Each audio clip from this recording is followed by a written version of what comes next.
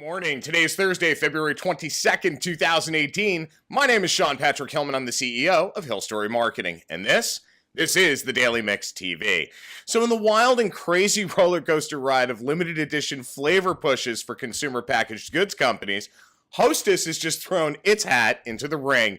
They've just announced 3 of its own limited edition flavor ads to their cupcake line of products. So the new flavors include Hostess Mint Chocolate Cupcakes, Hostess Strawberry Cupcakes, and Hostess Sea Salt Caramel Cupcakes. Now, the last one actually sounds pretty good. Each of the products comes in multi-packs and can be found nationwide wherever Hostess products are currently sold. Limited edition flavors have been used more and more as a tactic by snack companies ranging from Oreo cookies to Lay's to M&M's and more. Now remember, Oreo basically started this craze with their original birthday cake Oreo cookie. And God knows they've released dozens of different flavor profiles since then, many of them really good. But it seems every day now there's a new brand announcing a new limited edition push. While I love programming like this because it does give brands a chance to be super creative and take a step outside of their comfort zone, space is starting to get a little too crowded, and I have a feeling it's starting to take away from their sales of their core offerings. You see, there's only so much shelf space to go around, guys, and as we know, retail is already having some challenges. In many cases, these brands have a very limited amount of space for their brand and their promotions. And when you take space away from your core product, you begin to eat into those sales percentages, which often means you have to pay a higher stocking fee or shelf fee to maintain that space.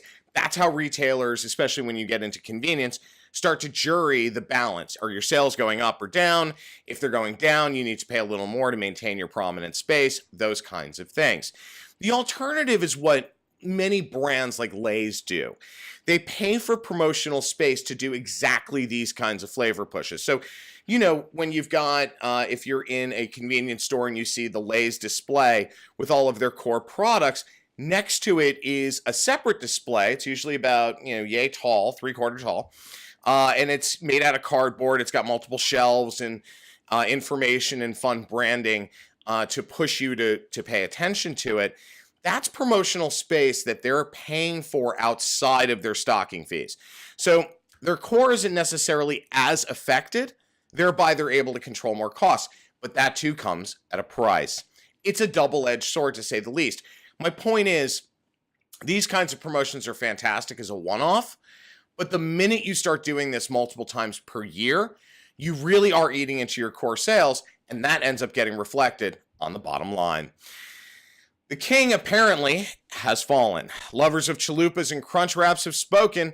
Taco Bell is now bigger than Burger King. And the competition for the once mighty Whopper purveyor is only getting hotter.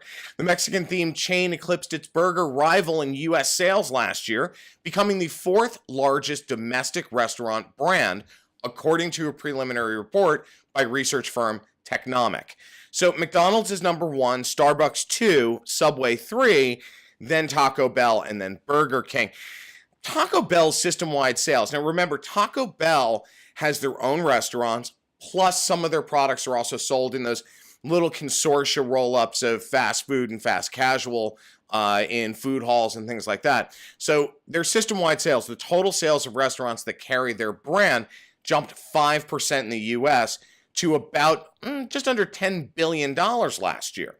Now the company, which is owned by Yum Brands, has made a lot of inroads with unique fare and ingredients, along with a $1 item menu that appeals to budget-strapped millennials. And that's the key. That's what's really put them over the top, guys.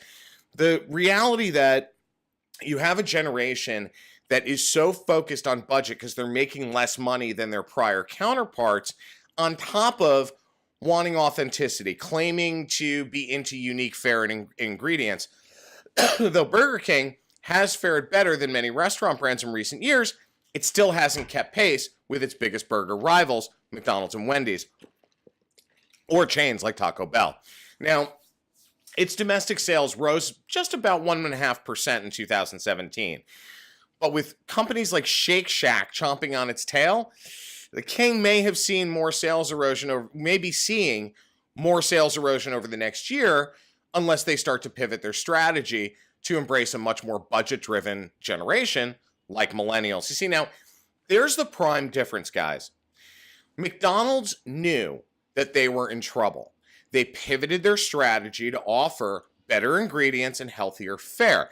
I'm not by any stretch of the imagination saying McDonald's is a healthy place to go eat. I eat at McDonald's once in a blue moon, just like every other red-blooded American. But the reality is they have pivoted, and they were very smart in how they did it. They embraced better ingredients. They embraced better technology with their new app, with kiosk programming, with certain partnerships that allow them to deliver to locations in major urban metros like New York, and so on. Burger King has failed to do all of those things. So right now they're suffering from a failure to pivot, which Taco Bell has capitalized on. They've drawn customers with wacky new foods, including fried chicken taco shells and all sorts of strange stuff, but very cool. And their marketing campaign, dubbed Live Más, has really helped to thrust them into the stratosphere. Now, in January, the chain introduced $1 nacho fries. So in other words, Taco Bell is perceived as cool, while Burger King is where your mom and dad used to go. And for millennials, that's everything. They don't want to go where mommy and daddy went. They want to go where grandma and grandpa went.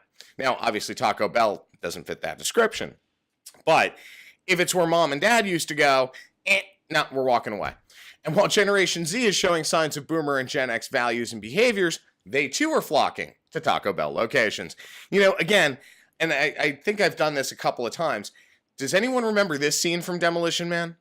Reward is dinner and dancing at Taco Bell. I mean, hey, I like Mexican food, but come on.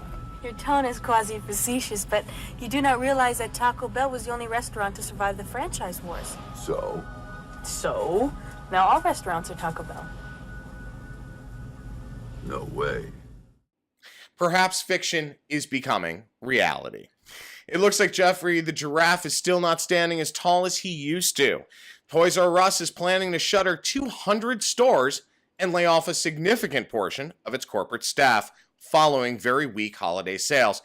The closures are going to leave only about 400 doors still standing as the chain has closed half of its U.S. locations since it filed for bankruptcy back in September.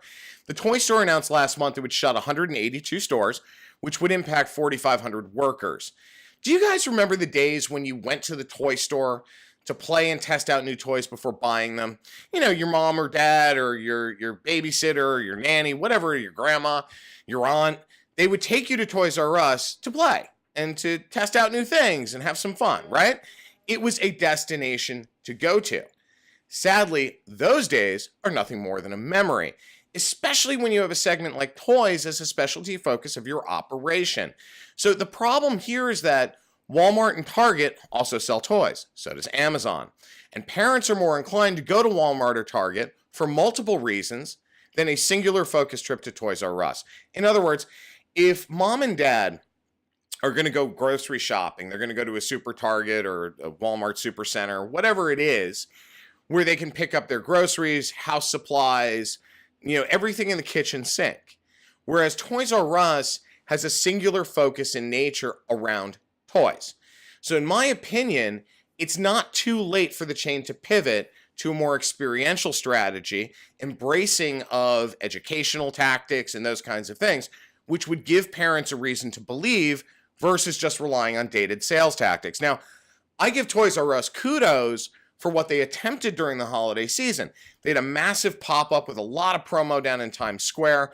They did a couple of other things around the country, but it wasn't enough. You've got to give people a real reason to believe to walk back through those doors. In other words, Toys R Us needs to evolve quickly before it's too late. Now, I want to follow up to yesterday's story about a potential exit for Walmart.com chief Mark Lohr. Lohr himself responded on an interview on CNBC, telling them he is, quote, absolutely not leaving. According to the Jet.com founder, who's largely responsible for the improvements in both quality and sales on Walmart.com this last year, quote, I feel like we're just getting started. I think we have a ton of fun. We're having a ton of fun. We are making great progress on the value proposition. Now, look, guys, only time will tell on this one, but I think it's safe to say that Lohr will be around for at least another year. Now, on a personal note, I wanted to say how incredibly impressive the entire Marjory Stoneman Douglas High School community is. In the wake of one of the most horrific mass shootings in our history, the students, teachers, parents, and the entire community has continued to stand tall.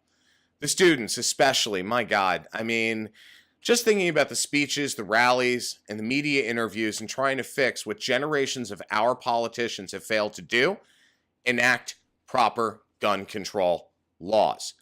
These students are brave, they're smart, they're well-spoken, and they're not going to put up with our government's crap any longer.